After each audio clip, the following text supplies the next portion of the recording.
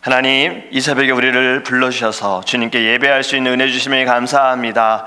오늘의 예배를 통하여서 하나님, 우리가 걱정하고 근심하기보다 주님이 우리를 지켜주심을 하나님 깨닫게 하여 주시옵시고, 우리 안에 예수 그리스도로 말미암아 참된 평안이 넘치게 하여 주시옵소서. 하늘로부터 오는 지혜를 간구합니다. 말씀을 통하여서 하나님, 우리의 입술과 우리의 마음과 우리의 생각을 주장하여 주시옵시고, 성령 충만하게 역사하여 주셔서 오직 주님의 뜻과 주님의 나라를 위하여 살아갈 수 있는 믿음의 자녀들 될 수 있도록 함께하여 주시옵소서. 감사하며 예수님의 이름으로 기도합니다. 아멘.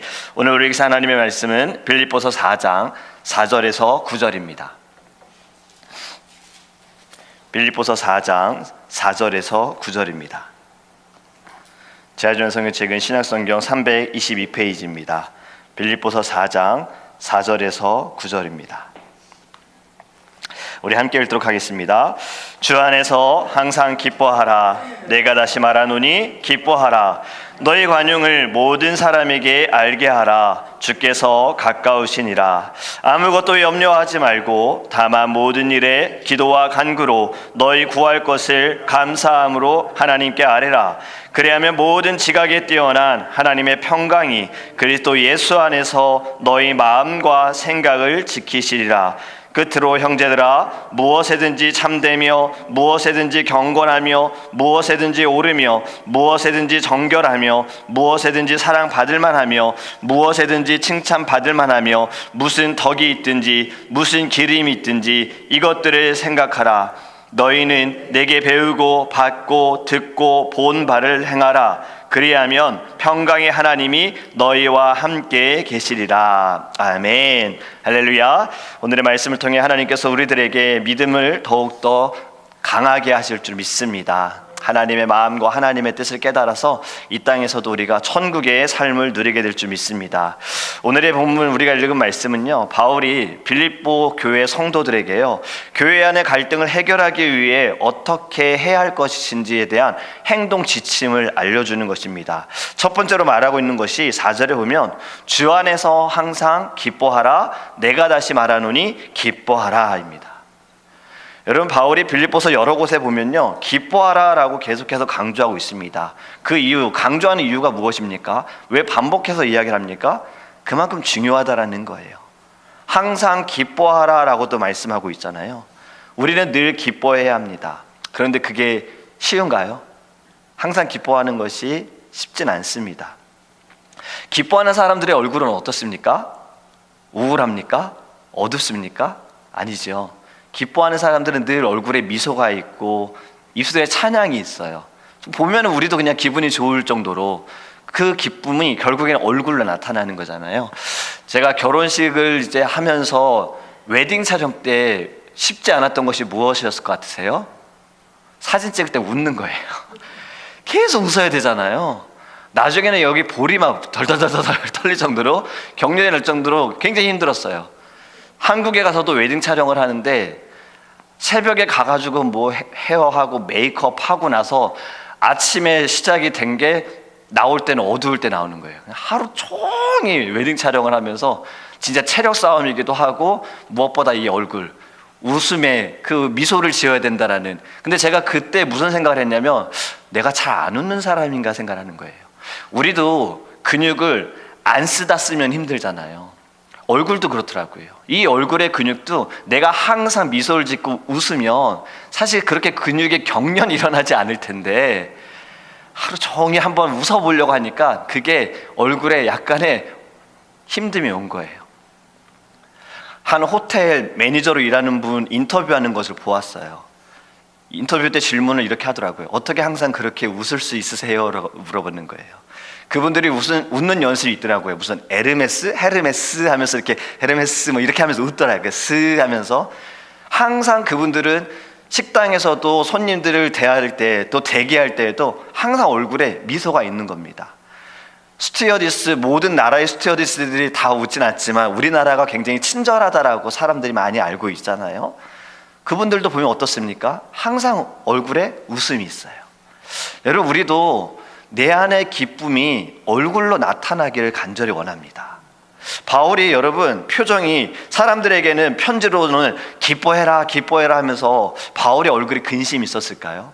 늘 어둡고 사람들이 볼 때 저 사람 항상 걱정을 가지고 살아가는 사람, 무거운 짐을 지고 사는 사람 이렇게 보았을까요?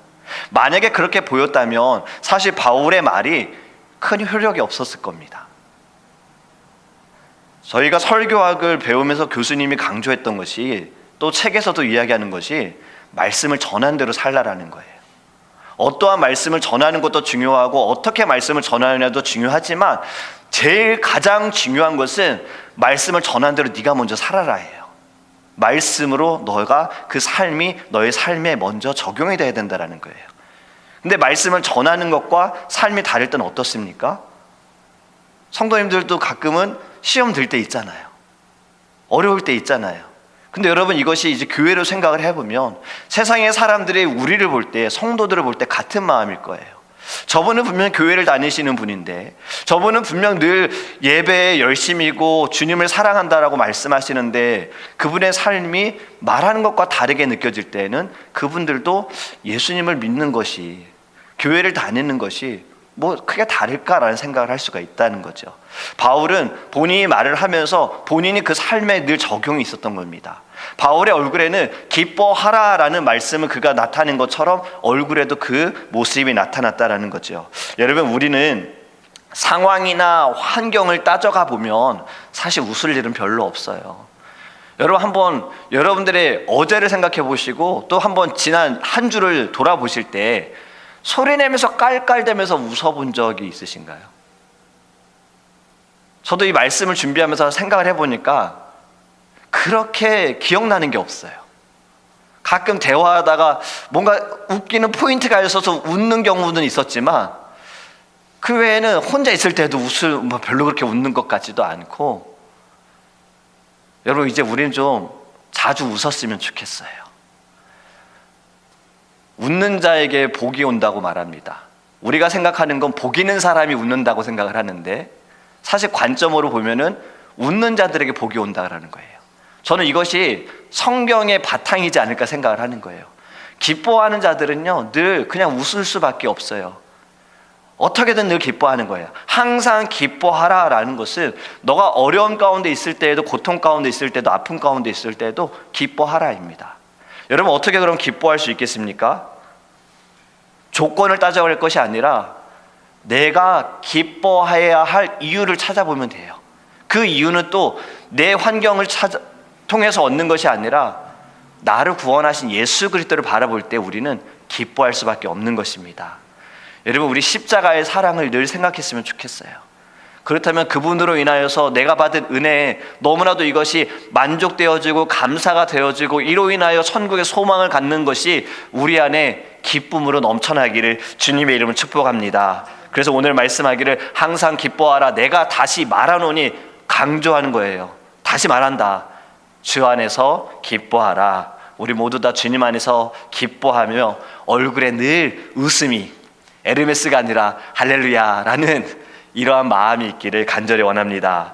또 바울이 두 번째로 권면하는 것은요, 바로 관용을 베풀라라는 것입니다. 5절 말씀에 보면 너희 관용을 모든 사람에게 알게 하라, 주께서 가까우시니라. 아멘. 관용을 베푼다는 것이 무엇입니까? 이 관용이라는 것은 남을 너그럽게 여겨서 그 사람을 받아들이거나 용서하는 것을 관용이라고 말하는 거예요.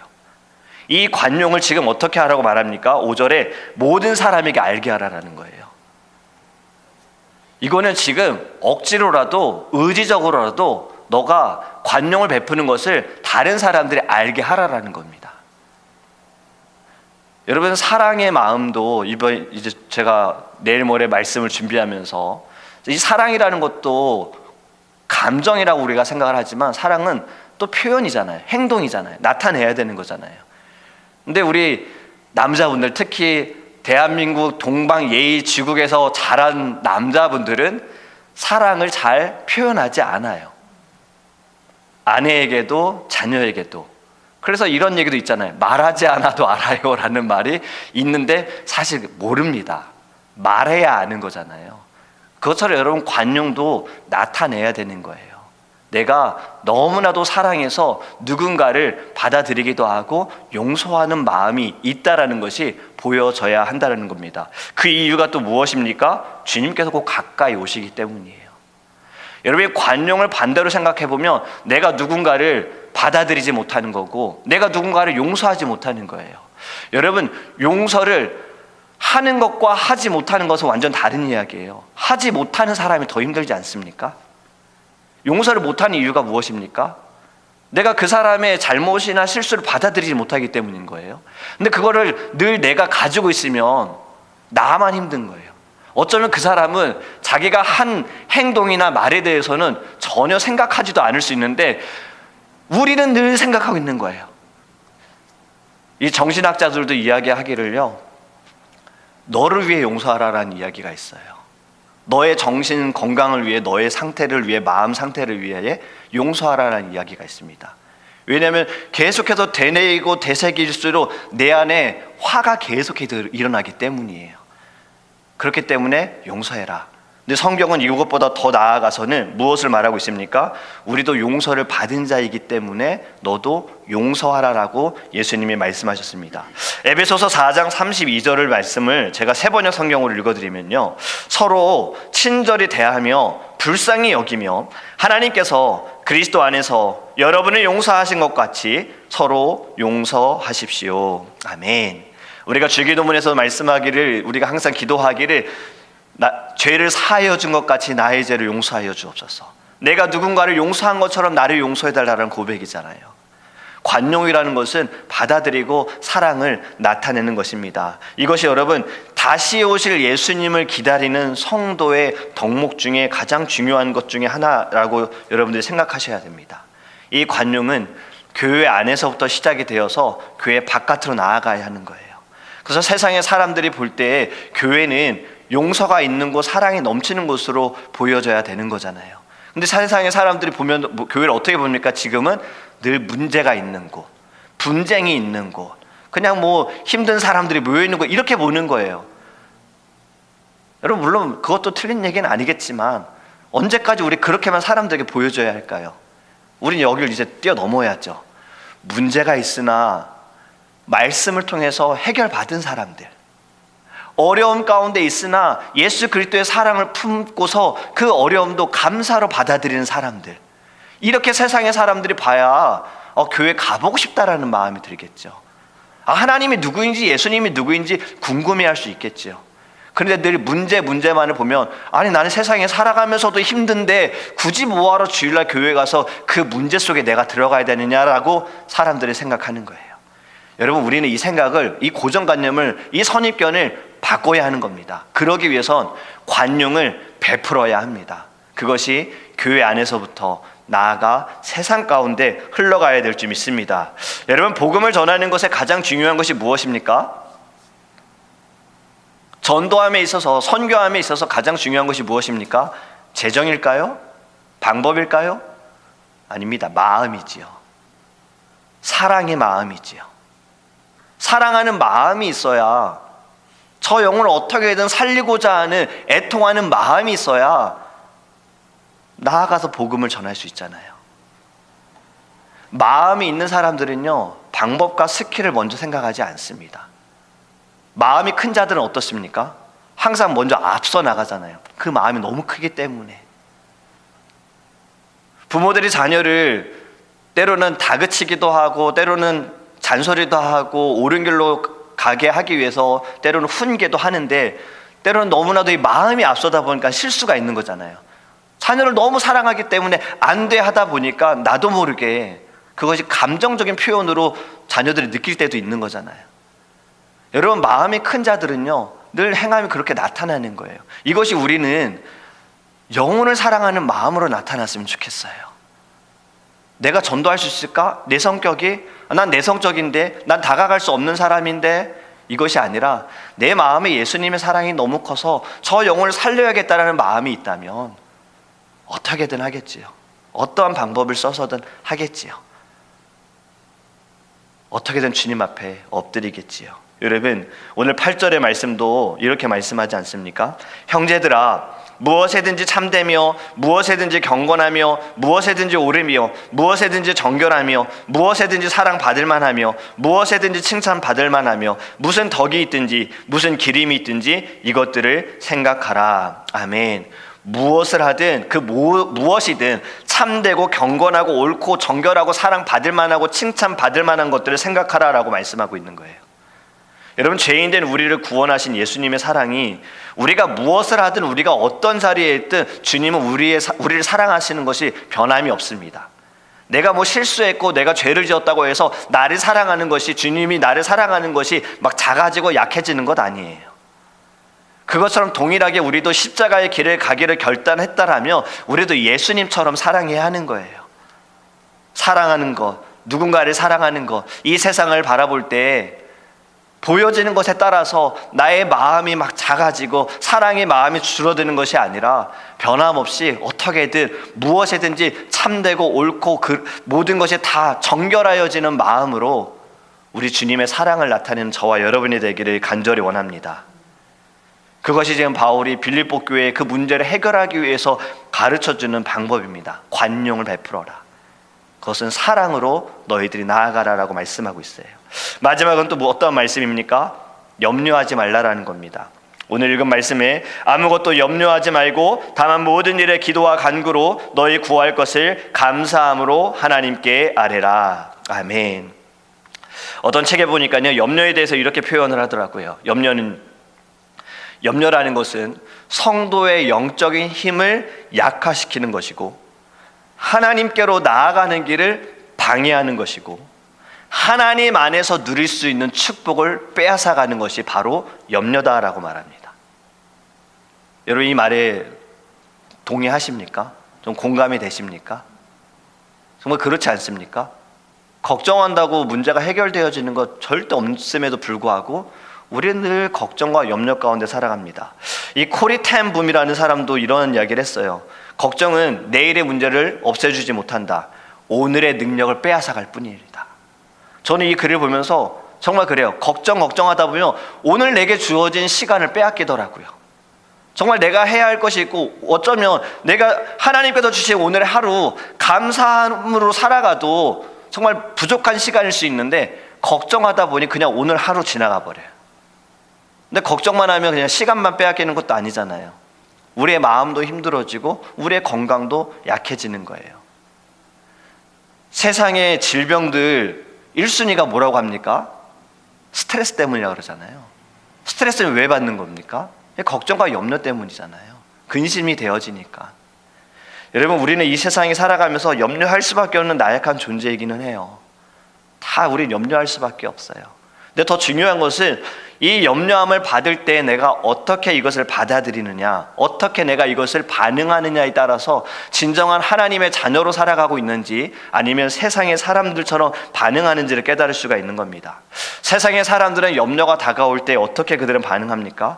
이 염려를 해결하기 위해서, 걱정을 어떻게든 해결하기 위해서 자신들이 가지고 있는 힘이나 재력이나 능력을 사용합니다. 그들은 어떠한 다른 것을 의지하기도 합니다. 물질을 의지하거나 내 자신을 의지하거나 다른 신을 의지하기도 하지요. 하지만 하나님의 자녀들은 어떻게 해야 된다고 오늘 말씀하고 있습니까?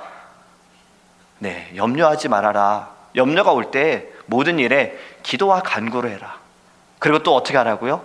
감사함으로 하나님께 아뢰라라고 우리에게 말씀하고 있습니다. 여러분, 이 말씀은 너희가 염려가 올 때 누구를 신뢰하고 누구를 의지할 것인지를 결정하라라는 거예요. 걱정과 염려가 올 때 그거 할 필요가 없다라는 거죠. 두려워하지 말라라고도 말씀하고 있잖아요. 염려가 계속해서 되어지면 두려움으로도 다가오잖아요. 두려움으로 성장하잖아요. 커버리잖아요. 근데 성경은 우리에게 늘 말씀하기를 두려워하라가 아니라 두려워하지 말라, 걱정하지 말아라, 염려하지 말아라. 오늘 우리가 불렀던 찬양도 무엇입니까? 너 아무 걱정 근심하지 말아라. 왜요? 주 너를 지키리잖아요.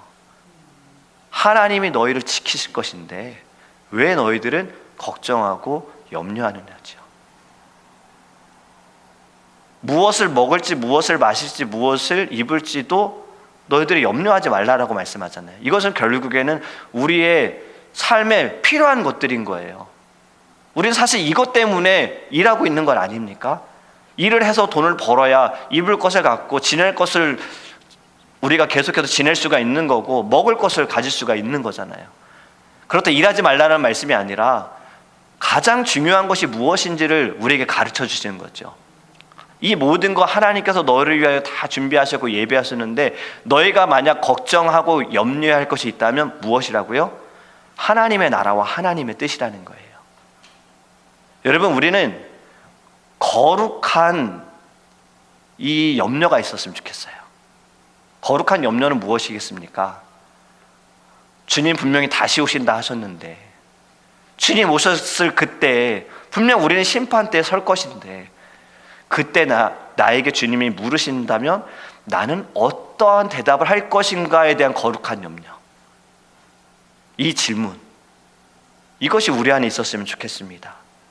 여러분, 우리가 늘 하나님께 예배하는 이 시간들을 통해서요, 우리가 회복해야 할 것이 있다면 정말 하나님만을 신뢰하기를 간절히 원합니다. 그것이 바로 모든 일에 기도와 간구, 모든 일에 걱정과 근심이 아니라, 모든 일에 나의 생각과 경험이 아니라 모든 일에 먼저 기도가 되어지는 저와 여러분이 되기를 주님의 이름으로 축복합니다.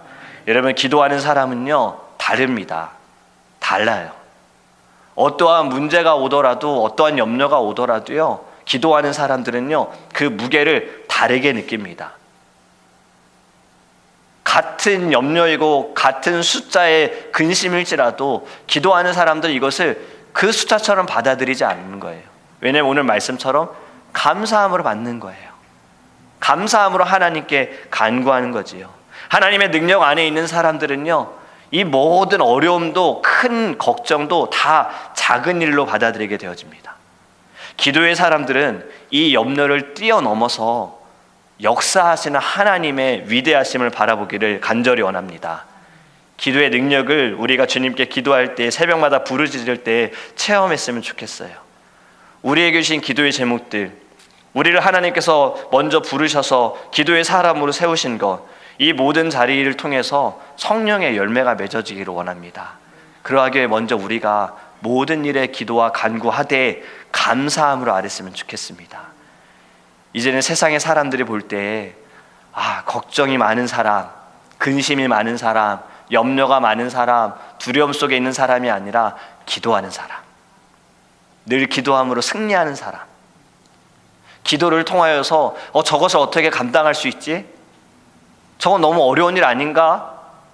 그런데 어떻게 저분의 얼굴은 늘 기쁨이 있을까? 어떻게 저분의 얼굴에 항상 미소가 있을까? 그럴 때 우리가 내 안에 예수님이 계시기에, 예수님이 나를 지켜주시기에, 예수님이 나와 함께 하시기에 이 모든 것도 감사함으로 받습니다라고 고백하는 저와 여러분이 되기를 주님의 이름으로 축복합니다.